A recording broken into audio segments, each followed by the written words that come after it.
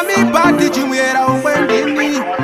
kunza tina bai pa proteria aravira ngoma zvina kupawo mafia kuzoti kule kiri nanzitora maipete kutsvaga mbiri yo equation awachano ndizo ngoma dzemashuwa maimbosaisa but this time ndamachuwa zvanziwa ngauri kupita ikunzwa nemakuwa kungopinda pabiti 2 minutes iragowa simbu ndizo ngoma dzemashuwa maimbosaisa but this time ndamachuwa zvanziwa ngauri kupita ikunzwa nemakuwa kungopinda pabiti 2 minutes iragowa yatosara kuita mbiri kunge chitekete paimbodhauta vaye vakudonha rute zvanzi ngoma dzinonaka idzi hadzishate saka ndonoti sejunior muite pane chakanaka bashaike chakaipa kalasi akaimba saka inini ndakaipa ndipere zvekumhanya handibvire semapepa chipo changu chakaipa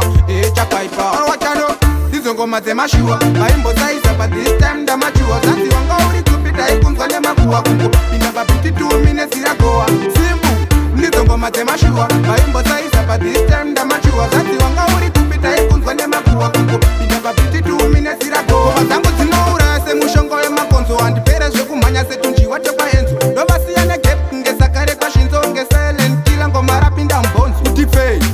ati idi zvari kufamba vachitaura hazvizi kuti vanomisa enini bhatibhata rangu harisi chipi kunge fisi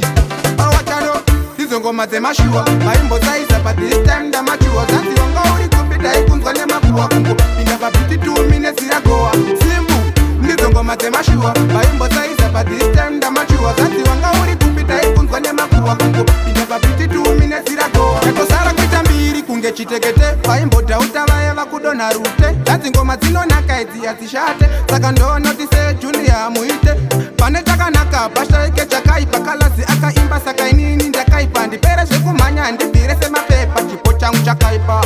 chakaipa awachano ndizo ngoma dzemashuwa vaimbosaisa but this time ndamachuwa zvanziwa ngauri kupita ikunzwa nemakuwa kungopinda pabiti 2 minutes iragowa simbu ndizo ngoma dzemashuwa vaimbosaisa but this time ndamachuwa zvanziwa ngauri kupita ikunzwa nemakuwa kungopinda pabiti 2 minutes iragowa